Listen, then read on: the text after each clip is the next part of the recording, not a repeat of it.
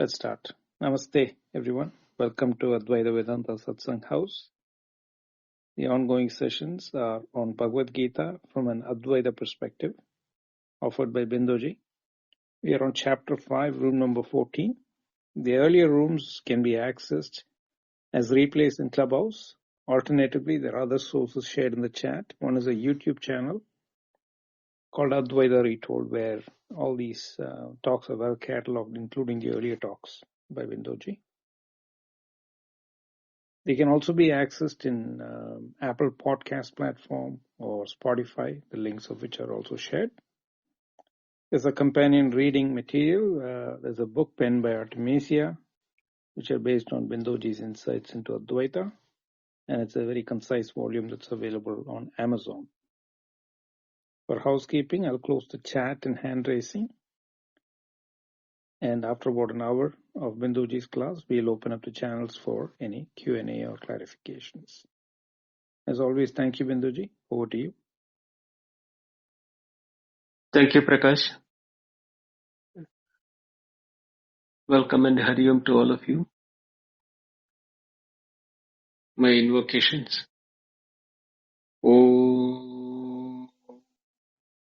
Namo Brahmadibhyo Brahma Samdhya Sampradaya Kartrbhyo Vamsharishibhyo Mahadbhyo Namo Gurubhyaha Shruti Smriti Purana Malayam Karunalayam Namami Bhagavad Padam Shankaram Loga Shankaram Shankaram Shankaracharyam Keshavam Badarayanam Sutra Bhasha Kritau Vande Bhagavantau Punah Punaha Ishvaro Gururatmeti Murtibheda Vibhagine Vyomavatyapta Dakshinamurtaye Namaha.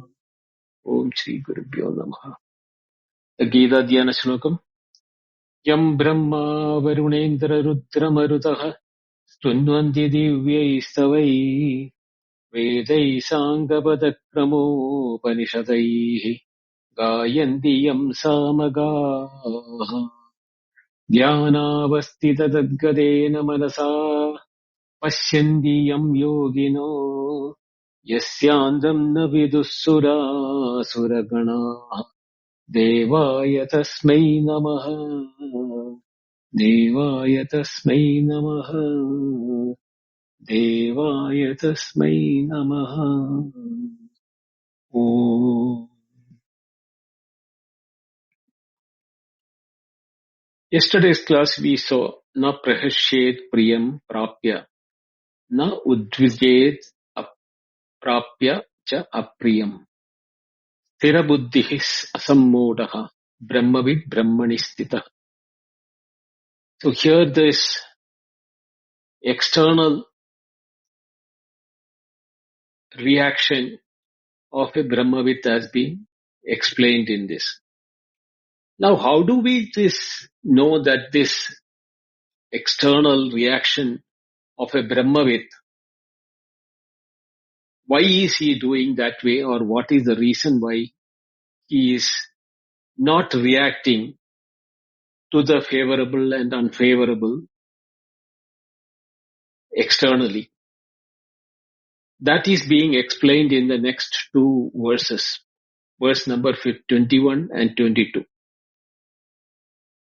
Verse number 21, Bahyas Parsheshu Asaktatma Vindadi Atmani Yat Sukham Sabahya Yoga Yuktatma Brahma Yoga Yuktatma Sukham Akshayam Asnute. So Bahyas Parsheshu Asaktatma, one who self is unattached in the external contacts. Vindadi Atmani Yat Sukham. He finds happiness in the self itself. What others are trying to find in the world outside. He doesn't need a external object contact for his happiness. Sa Brahma Yoga Yuktatma. Such a person, that one whose self is integrated in the Brahma Yoga, unification with Brahman. or identification with Brahman. Sukham akshayam asnute. Akshayam means imperishable. Sukham means happiness. And asnute is attains, but the word has got a much deeper connotation, which we'll see that. So he attains the imperishable happiness of the nature of Brahman itself. So he, having found the happiness within himself, within his own bosom, he is not attracted or repulsed by the external contacts. Because that sukham,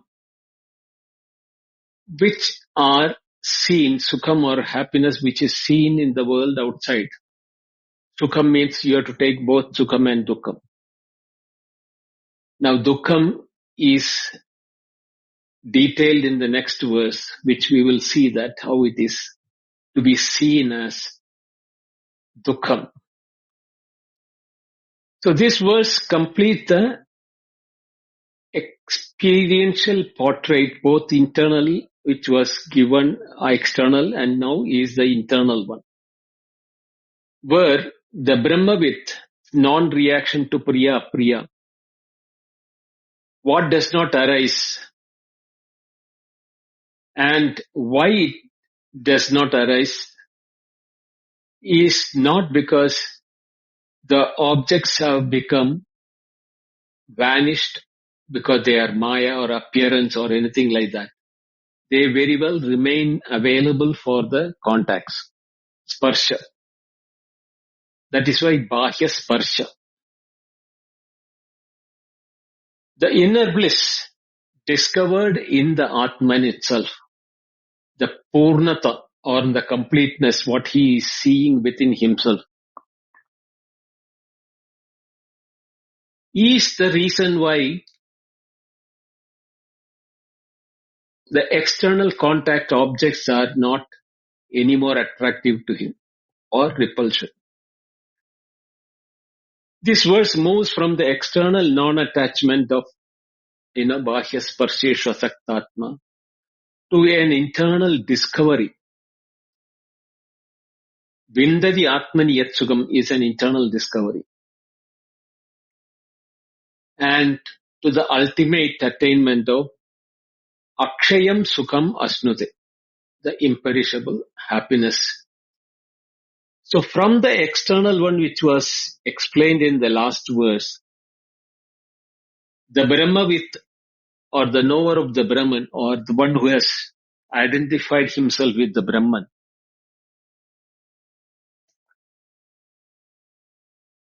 he is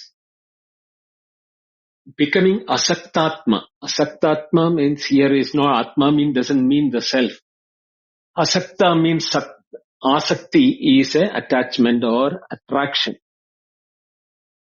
So attraction towards bahya sparsheshu means the contacts with the objects. From there he is moving to the happiness which is his own nature, Atmani Yat Sukham.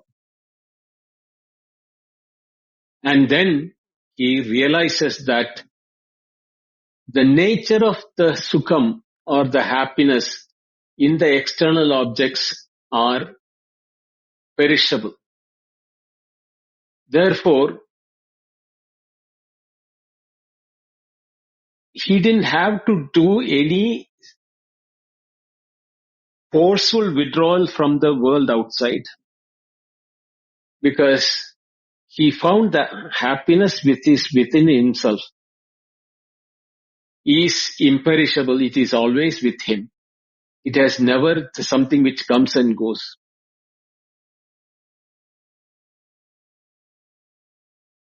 Now, individually, when we look at the words, Bahya Sparsheshu is a locative word in the external objects or contacts, sense contacts. Places the asaktatma quality precisely in the domain where it matters. not in the abstract contemplation, but in the actual engagement of senses with objects. The moment-to-moment contact of eye with the form, ear with the sound, skin with touching, etc. It is here, in this context, the Bahya Sparsha, that the external contact, that the Brahmavid becomes non-attached asakti. And that is indicated by the word asaktatma. Asaktatma, literal meaning is one whose inner being is free from adhesion or attachment.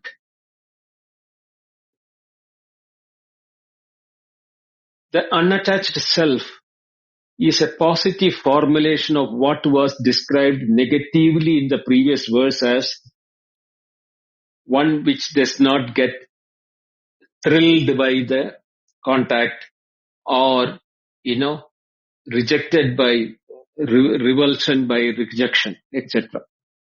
The non-reaction to priya apriya comes from a consequence of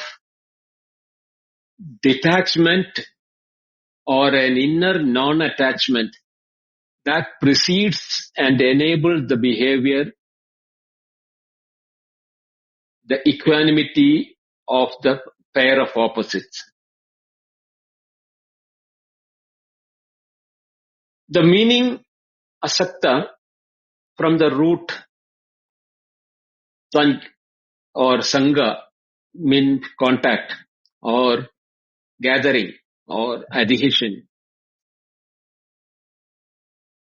With the asakta, a in the beginning, is the negation of the contact at the level of the individual.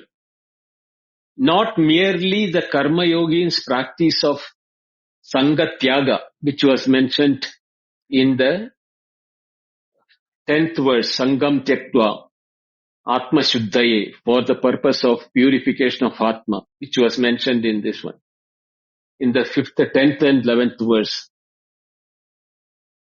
That is the karma yogi's practice for deliberate abandonment of attachment as a sadhana.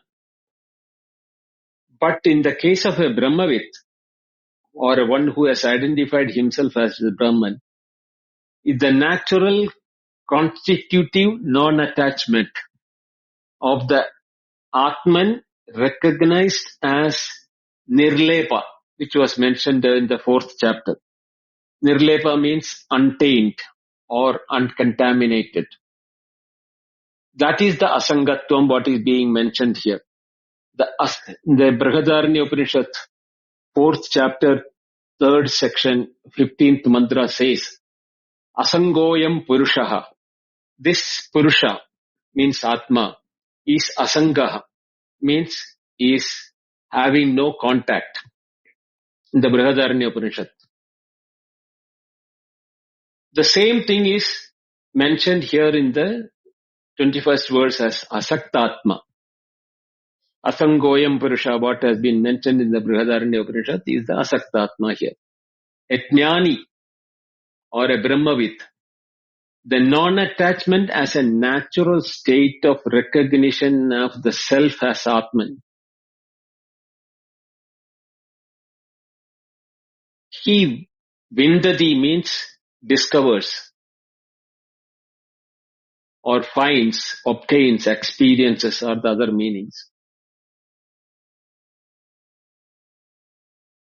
The verb discovers has a specific meaning when it comes to the Asangatma. It is the finding, knowing and experiencing a Brahmavid who knows Brahman simultaneously finds the happiness in the nature of the Brahman or Atman. Vindadi Atmani Yat Sukham.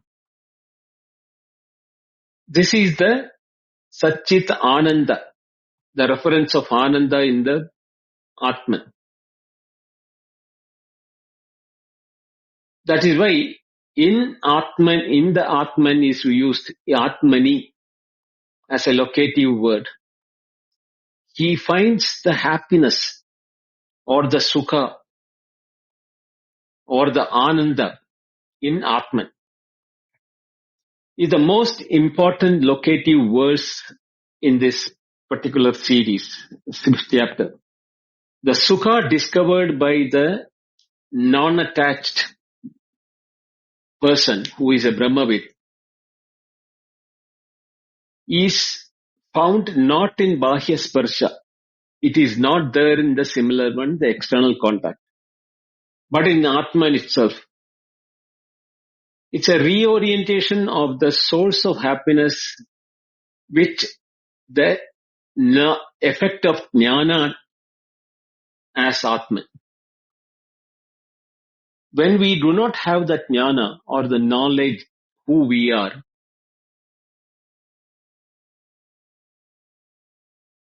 our happiness was always depending upon the objects outside. I don't know whether you recall or remember what the process of happiness and where the happiness lies. The happiness is always the nature of Atma, not in the objects. The Priya, Moda, Pramoda, which we have discussed earlier. When the object is known, we develop something called a Priya or a liking towards that object. When it is in the possession but not consumed, it becomes pramoda. Moda. It becomes moda in the sense that we are happy that object is in my possession. And when you are actually identifying, consuming, or making feel the feeling that it is mine now, and that is the time when the Priya Moda becomes Pramoda. But actually what happens is that when it was known, our mind starts agitated towards actualization or getting that object. It prompts the objects or the organs of action to work towards getting it. So there is a lot of pain or effort that goes in obtaining the object. The mind was agitated all the time till it was obtained. The moment it was obtained or it reached within the hand's reach, the agitation reduces. That is why the Priya becomes Moda. Because the agitation has reduced, the mind is now more peaceful and happy. But when it is identified or consumed or become part of myself, my mind which was agitated till then has now no reason to become agitated. Therefore, the happiness which is in the self is what is being felt by the mind.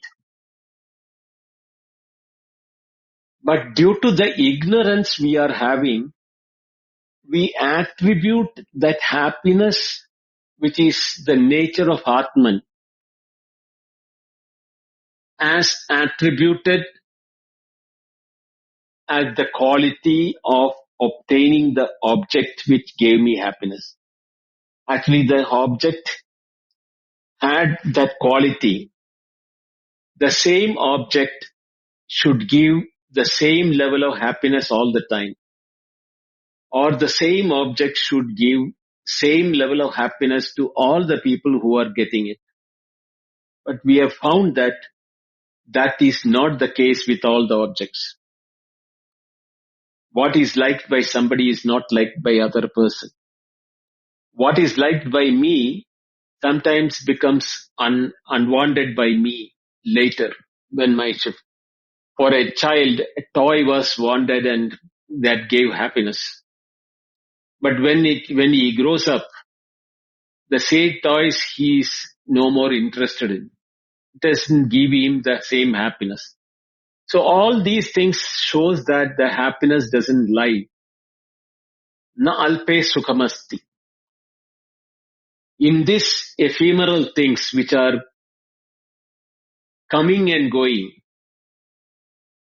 or not permanent in nature is giving me happiness. But the Brahmavit, Sukham Atmani Vindate, he finds the happiness is located in his Atman, in his own nature, and that is what is his happiness is there. Yat Sukham, that Sukham, what he found that an object gave was actually not in the object, but in the Atma, Saha, and Saha is that person, and he has got a name or an adjective, Brahma Yoga Yukta Atma. It's a complex compound, one whose self is yoked in the yoga of Brahman or the identification of Brahman. The yoga here is not the yoga of physical exercise, but yoga as that of the identification. Yuj Dadu, from the Yuj. So one whose self is united with Brahman, or one whose inner being is integrated in the identification with Brahman, Saha, such a person, Sukham Akshayam Atmani Vindate, Asnute. Sukham Akshayam Asnute. Sukham Akshayam, imperishable bliss. Kshayam means perishable. Akshayam means imperishable. Sukham is the positive declaration that completes the verse of imperishable happiness as the nature of Brahman. See, the Bahya Sparsha or the external happiness is subject to decay, whereas the self is always present in us. That is what we are. So the dependence on Priya and Apriya of the external material is only when the contacts are happening with the sense organs. The same object lying somewhere without contact of the sense object doesn't give me happiness. So it has to have Bahya Sparsha or external contact. Not only that, Shankaracharya says that when the contact ends, it gives sadness. When the contact comes, it gives happiness. When the contact is ended, it gives unhappiness. This is a thing which is of my dear thing. When taken away from me, I become unhappy. So the Priya and ends Apriya. Apriya is where you don't like a thing. At that thing which you don't like, when it comes in contact, you become unhappy. For example, if you don't like extreme cold winter weather, but when the winter comes and the extreme weather comes, you become unhappy. Or summer, if you are not happy with the heat, and if extreme heat of summer comes, we become unhappy. So when things are coming and going in either way, we are becoming happy and unhappy. Things which come, sometimes we are happy. Some items when we are coming, we are unhappy. Sometimes when things are taken away, we become unhappy. And the same thing when it comes, we become happy. So there is total, what you call, perishability for the happiness and sorrow whenever it comes in contact with the sense organs. But the nature of the self, there is no dependency on any object. It is self-dependent or self-existent. And there is never a time when I am not, I am. So there is no end to it. So the external contacts are called Bahya Sparsha or Samsarika Dukkha, Sukha Dukkha. The happiness of the Atman is the Satchidananda Swarupa, Ananda Swarupa, is the Brahma Sukha or Brahmananda.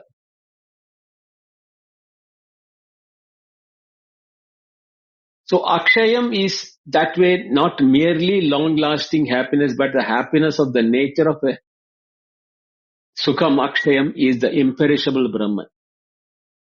Brahmananda itself. Nitya Sattvastha. Krishna has used that earlier. And the word Asnute means to pervade, attain or enjoy is coming from the root as. Here it is being used as a word meaning attains, enjoys, pervades or reaches. So when Sukham, when it attains, Atma Sukham is when the knowledge matures in the Brahmavid that I am the imperishable Brahman, that Nitya Shuddha Buddha Mukta Swabhava Brahman. He attains the happiness.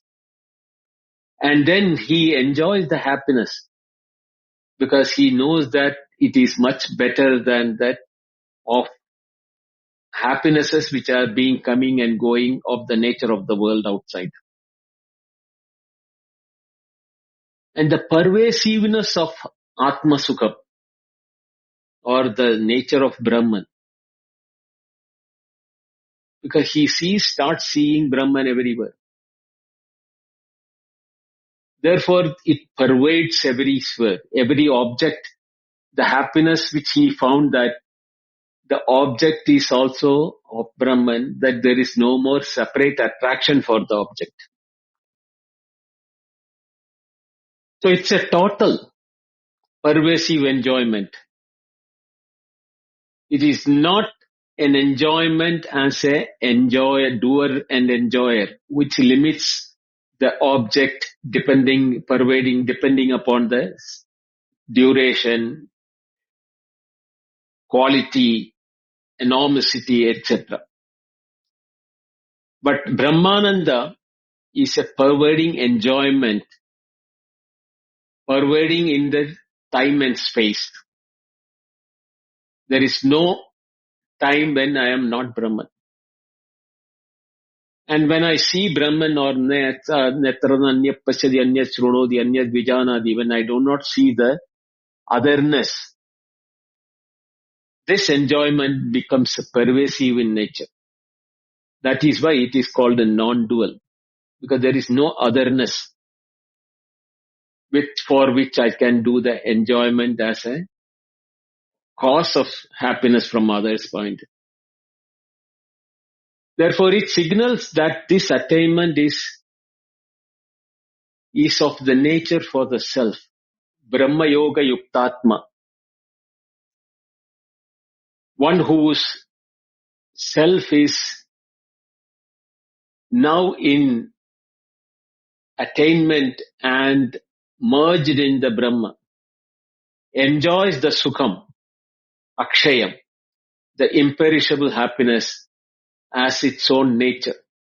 not as something obtained from outside, as a recognition of what Atman is inherently, it's just a Chidananda Swarupa.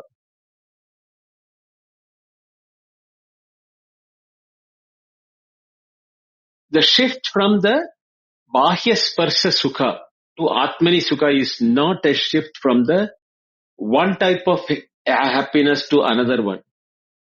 It is the shift from the conditioned experience of the external object to the recognition of Ananda of Atman itself. Anandamaya Brahma, Ananda, that Anandamaya is not an experience that arises. It is what Atman is. There is no trigger for it. The Brahmavid does not have Ananda, but he is bliss himself. When the Aham Brahmasmi is his realization, his knowledge or his, anubhava or the experience is Aham Ananda Swarupa. I am the nature of Ananda itself. So when the Sangha, Bahya Sparsha Sangha Tyaktva, when we are detaching ourselves from the external contacts, at the initial level, as a Karma Yogin, Sangam Tyaktva Dhananjaya, when he said that it is a practice, Karma Yogi is deliberate act, and a collective practice. Karma Phalam Tyaktva, which he mentioned in the 12th verse, is from the point of view of moving towards the knowledge that the fruit of action, when it is rejected by the one, he is getting detached from the doership and enjoyership. So when he is moving away from the fruit of action, he is now no more seeing himself as the doer and enjoyer of anything outside. Such a person becomes, in his natural state, as the non-attached Atman, as Asango hi ayam Purushaha. So the Brahma Yuktatma is the final integration when Karma Yoga Yukta matures into Brahma Jnana or the Jnana Yoga. This is the Brahmananda which is being referred, all the Ananda nature of the self. When we say the nature of Atma or the self is Ananda, our mind gives a tendency for objectifying the happiness. Like we are familiar with all other happiness in the Bahya Sparsha. Through the external contact of the world of objects, where we have been getting happiness. The Atma Sukham or Ananda Sukham or Ananda nature of Atma, if we look for an objectifiable happiness, we will never get it. Because it is the nature of the subject itself. Atma Swarupa is the Ananda Swarupa. Swarupa means the nature of the self. So Atma Swarupa is the nature of the self is Ananda Swarupa, is the nature of Ananda itself. Now, how do we know this?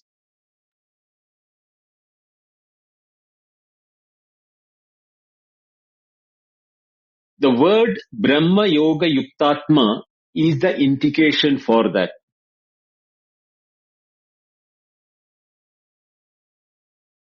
Krishna said that the Brahma Yoga Yuktatma Akshayam Sugam Asnute is pervading the imperishable happiness.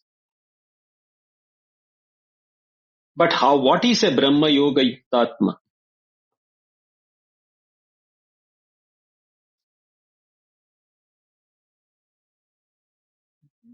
The nature in which we have been told what should be our Karma Yoga, where the Atma Shuddhi or Chitta Shuddhi takes place and the knowledge arises in us. There was a process which was mentioned earlier by Krishna, saying that Vidhi Akartaram Avyayam. Know yourself as the non-doer Atma, which is imperishable, Avyayam, earlier.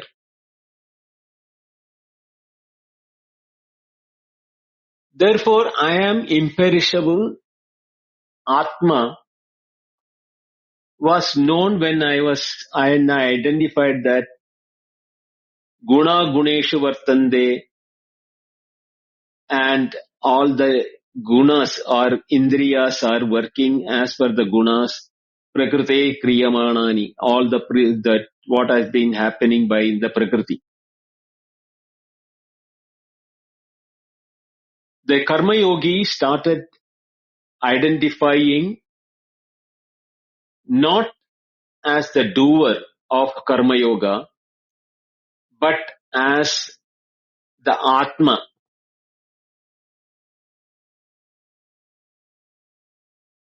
And he has been able to achieve the Atma nature of himself through Karma Yoga. And Karma Yoga, he abandoned both the doership and enjoyership. Karma Phala also. Karma Phala Tyaktva. And when these two were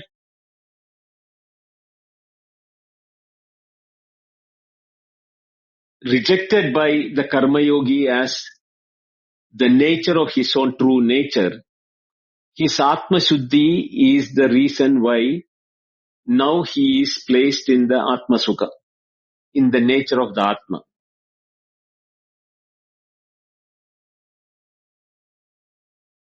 But from our practical point of view, the Atma Sukha is not identifiable by us as long as we identify as an individuality.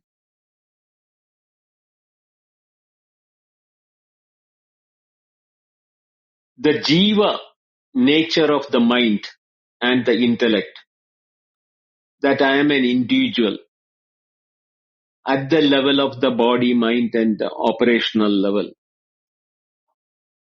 we will never be able to imagine, know or apprehend the happiness of the Atma. That is why the requirement of knowing where the happiness is located is the one which is important. To ensure that is why Krishna first said, the one who has known himself, he is no more getting attracted or repulsed by the external things. Priya, apriya. Now, priya, apriya is due to the bahya sparsha, or the contact of the senses with the world outside. Bahya means external, sparsha means contact, external contacts of the sense organs. So when these two are not happening, he is in himself. That is why the Brahma Yuga Tatma as word has been used. The only example which we can show or relate to is that when there is no projection, there is no creation or no otherness, either as a waker or as a dreamer. In our what is called the so-called the deep sleep, which the waker calls as a deep sleep. But what the Upanishad says is that Sati Sambadhya na viduh Sati Sambadhyamahe. Having become one with the nature of the existence, Satchidananda. Na viduhu Sati Sambadhyamahe. We are not knowing that we are in a state of existence or our true nature of Atma. This is again what is the Taittiriya Upanishad also says, Anando Brahmedi Vyajanat, the 3rd chapter, 6th mantra. The person who identified Atma, he knew Atma is Brahman, his bliss is Brahman. The same is echoed in this verse, Atmani Yat Sukam, the happiness in the Atma. Not only that, Taittiriya Upanishad also said, Raso Vai Saha, he is indeed Rasa, or the essence of bliss, which is represented here as Sukham Akshayam, the imperishable bliss of the nature of Atma or Brahman, Rasa. And in the 5th mantra of the 2nd chapter of Taittiriya, Anandamaya Atma, the bliss sheath pointing beyond the Brahman to the Anandamaya is the Mayat, the full nature of Brahman. Is exactly what is the state of a Brahmavid when he is being referred as Brahma Yoga Yuktatma. So the Brahma Yoga Yuktatma who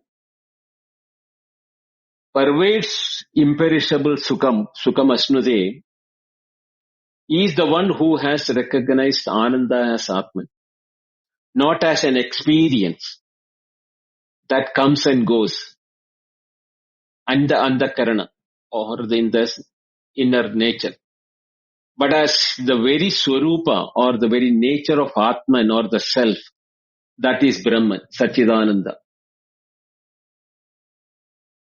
The 3 lakshanas of Sat, Chit and Ananda of Brahman, known nature, the 3 present in the Atman as its own nature,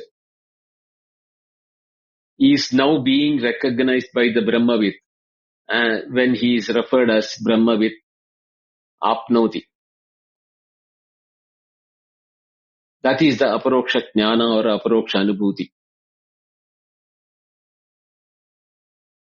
This verse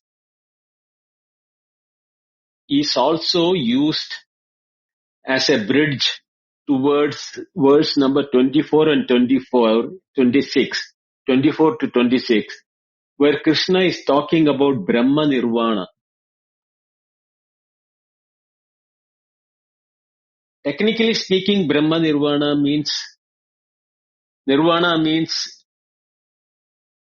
extinguishing of Brahma. But it cannot be extinguishing of Brahma, extinguishing of otherness, when we see Brahma as separate from us. Now in the verse 20,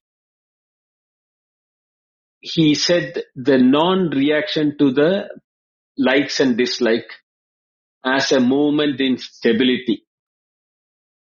In this verse, 21st verse, he mentioned Asaktatma Atmani Sukham Akshayam Vindate. He has an inner bliss achievement. In the next verse, 22nd verse, he will talk about sense pleasures are the reason or the source of unhappiness. Tehi dukkha yonayaha, for the purpose of renunciation of external contacts. In the 23rd verse, which follows after that, he is talking about kama krodha impulses, how one should withstand so that Brahma Nirvana, which is being eulogized in the 24th to 26th verse, as a Brahman's nature, is the culmination for this movement. So Sukham Akshayam is the experiential fourth state of Brahma Nirvana. They are the same bliss described in different levels. Right from the inner experience of Atmaniyat Sukham to the metaphysical declaration of Brahma Nirvana. Both of them point to the one Ananda of the nature of Brahman itself. In the next verse, Krishna is telling, Yehi samsparsaja bhogaha dukkha yonayaha evate adyandavandak kaundeya nateshu ramate buddha. Yehi samsarchaja bhogate adyantavantaha dukkha yonayaha eva. That means, for indeed, those pleasures born of sense contacts, they are indeed the wombs of suffering or the source of suffering, which are having beginning and end. This I explained earlier. It's a beginning and end. We do not know the happiness, Mirya, Moda, Pramoda. They are happiness coming and going. Therefore, they have a beginning and end. And the second sentence in the verse, Krishna says, Kaundeya natute na teshu ramade Buddha. Buddha means the Brahmavit, or the one who knows, or Buddha. Na teshu ramade. They are not delighted in those external things which have got beginning and end, and they are not eternally giving happiness. The happiness which are coming and going are not the nature of the Atma. Therefore, Brahmavit, one who has realized the Brahma, is no more attracted toward the world outside. That's why this verse explains why the Vipaschit, the one who is wise, turns away from the external pleasures, not through mere ascetic conviction, but through clear understanding of the nature of the external contact, sense contact born out of, or the pleasures born out of sense contacts. Therefore, Ye means those Brahmajnanis or those Buddhas. Samsharpachaya hi bhogaha. Contacts are the reason for enjoyments. But they are Adyantavantaha and Dukkhayonaha. They are Adya and Anda. Vantaha means they have a beginning and an end. Dukkhayonayaha means Yoni means womb. Here indicating generators. Dukkha means suffering. So sources of suffering or generators of suffering. And Adyantavanta, we know that they are never permanent. They have happiness and sorrow, or the external contacts have got a beginning and end.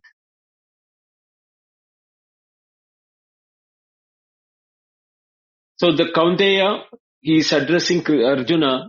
Arjuna, the wise do not engage in them. The Buddha, na ramate teshu buddhaha, is an advice given to Arjuna that the wise one who has woken up from the sleep of avidya, the Buddha, is not merely learned Pandita in the academic sense, but one who has awakened to the nature of reality, specifically to the Adyantavanta Samsvaja Sparsha Bhoga Akshaya. That is the nature of Atma Sukha, which is not perishable. So the choice of Buddha or the wise one, rather the Jnani or Pandita, emphasizes the quality of the nature of awakeness which the Buddha or the Buddha has. One who clearly sees the discerning nature of Atma, whose avidya veil has been destroyed or perished. He does not merely know the sense pleasures are leading to suffering. He perceives them as not his swarupa. Therefore, he did not find any happiness to rest in them. This is some sort of a sadhana chadushtaya. Because Nitya Anitya Vastu Viveka is the Viveka which has been mentioned in the sadhana chadushtaya. Here,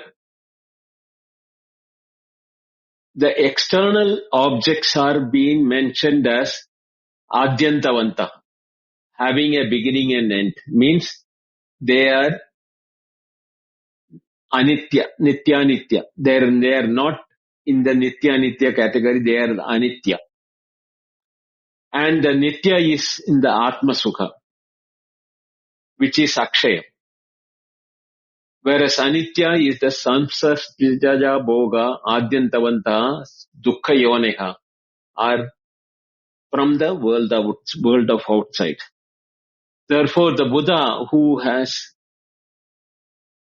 na ramate teshu is when he applies his viveka from the sadhana chadushtaya, recognizes the structural inadequacy of the sense pleasures leading to the anititvam or the ephemerality of happiness. Therefore, they are seen as the source of misery and they are not attracted towards them, such people or those who are Buddhas. It's a sense of vairagya which develops at the Brahmavid level after having realized that the happiness of his own nature is eternal in nature and that of the world outside is ephemeral in nature. An example given in the Bhashya is that one who seeks food, when his hunger is quenched, the food is no more attractive towards him. Same way, one who has seen or enjoyed the Atma Sukha, he has no more attraction for the external happiness because they are Adyantavanta and appearances, Vivarta in nature. because he has found the ignorance, avidya, was the reason why he was getting attracted to the external objects. And when the knowledge has now kindled in him due to the practice of karma yoga and the jnana marga in the chitta shuddhi, he has no more attraction toward the world of objects outside.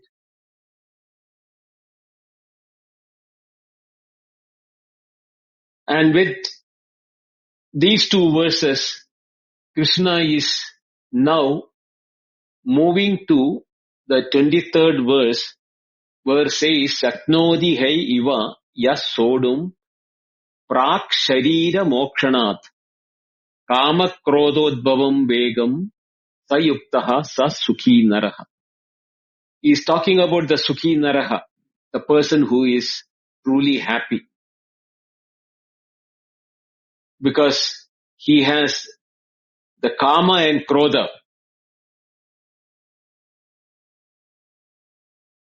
and that seen that them as adyantavanta.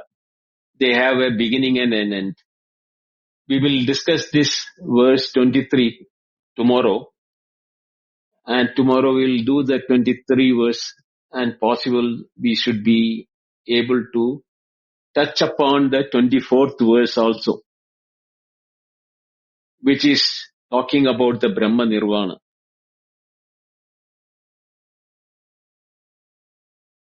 Om Purnamada Purnamidam Purnat Purnamudachyate Purnasya Purnamadaya Purnameva Vasishyate. Om Shanti Shanti Shanti Harihi Om Shri Gurubhyo Namaha Harihi Om. Thank you. Dhanyawad.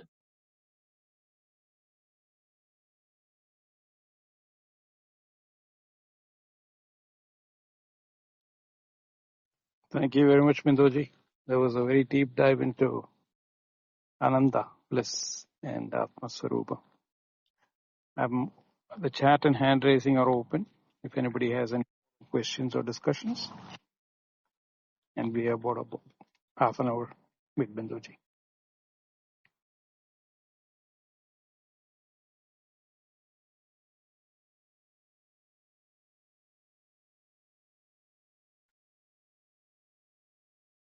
Okay. We'll meet tomorrow and discuss further. Bindu? Yes. I just wanted to say thank you. From a, Thank you. oh, you're very welcome.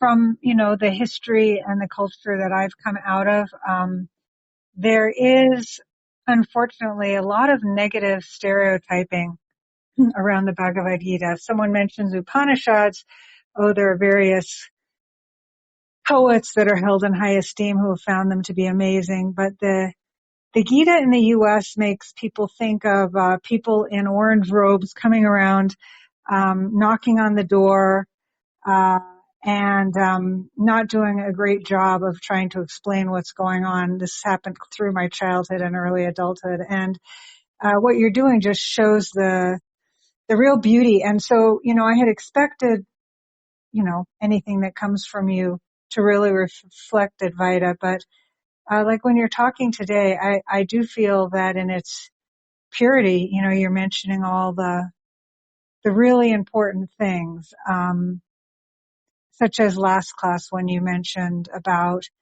the persistence with seekers of looking for Brahman or the discovery of one's own self to be something that's going to somehow be objectified rather than simply recognized within ourselves. And as in a way simple as some of the things you were saying today could seem, to me, everything's there.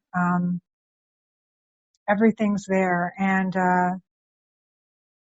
it's the situation, I think, that it's hard for human beings to, if we want to say, you're explaining that we're not human beings, but it's hard for a mind to to recognize where we can really find what we're looking for. It can be very difficult, and I'm happy for anyone who happens to recognize that very much can be received from listening to what you're doing. It's like I said, it's overlooked most of the time because people are looking for something, some idea they have that's flashy and powerful. And so anyway, I just wanted to say I was really happy to be here. Thank you, Admission. In fact, about an hour back, I had a phone call from Shobha, and she was telling exactly the same words what you mentioned. That she's not able to attend the class, but she's listening to the replays, and she's even using those, recordings when she is explaining Gita to her class students who are basically studying Sanskrit from her. But she's saying that she's using these teachings for even conveying even the language becomes more beautiful when used with the Advaitic approach towards explaining that. So I said that it's all tools which we are using, but if it can convey the reality of Atma or our true nature, nothing will become a barrier. The objectiveness, the language, or the methodology. And I have been consciously deviating, but depending upon Shankara Bhashya, but not reading Shankara Bhashya per se, but using more of Advaitic principles which I have learned from the Upanishads, seen through the words of Krishna. Because traditionally when they have been translating it, these words which I am now explaining, they have adhered to what has been given by the commentators who have been living in the, what you call, 1,500 years back. But today, those words should be interpreted in a modern context where we can relate to it rather than a stereotype traditional explanation. That is why I had to make a conscious change in my narrational methodology so that a modern person who is listening should be able to relate to the same message conveyed in the modern language. Thank you, Atmishan, for your statement. Namaste, Jesse. Namaste, Binduji, Prakashi, Tarjamisha, and everyone. Hi, I'm so glad to be here and be in your presence. Thank you, and much appreciation for you being here, Bindo. I love it. I just wanted to express a beauty in integration that I noticed since I've missed you. That is an interesting thing, right? It's like, oh, okay, finding that on your own. And for me, what that means is finding the integrative practice of Yes. of not necessarily having to prescribe which yoga is correct for the moment, and trusting that they all will come through based on the needs of the current moment. In other words, I can remember thinking a year ago, oh, do I need to do karma yoga first? Yes, karma yoga first. Yes, yes, yes. Uh, Selfless acts. Yes, for the acts of all. Yes, yes. Or bhakti yoga. Yes, yes. For the devotional realm of depth of being close, right? Close to God and Krishna and God. And all of these other aspects. And what I'm getting is that the integration of them all through this practice is what is the sublime teaching for me anyway in this moment, that they all have life, they all have interconnection, they're all valuable for their own aspects of the energetic qualities and knowledge that they bring, and yet it is a blossoming where everything works together for good. So I just have to say, thank you, and I love you, and I love this practice. Thank you so much. Thank you, Jesse, for your lovely words. Love you so much for your statements. I'm happy that you are benefited by this. That serves my purpose. Thank you so much. Prakash, we'll meet tomorrow. Okay, Binduji. Let's meet tomorrow. So tomorrow we meet again at 6:30 a.m. IST. That is a Thursday class. So after that, we'll have a break for a few days, and then we'll reconvene on Tuesday at 6:30 a.m. IST. The replays of all these rooms are available. You can access them in Clubhouse or in the channel shared in the chat, YouTube, Apple Podcast, and Spotify. This particular room probably is available only on Clubhouse for a few hours. And so if you want to practice what we call Shravana Manana, listening to it and coming back tomorrow, that will anchor deeply this Atma and Ananda. As always, thank you very much, Binduji. And thanks everyone for coming and attending this session. Over to you to close the room. Thank you, Prakash, Atmisha, Jesse, and all of you who have been listening. We'll meet tomorrow to continue the verses into Brahma Nirvana. Hari Om.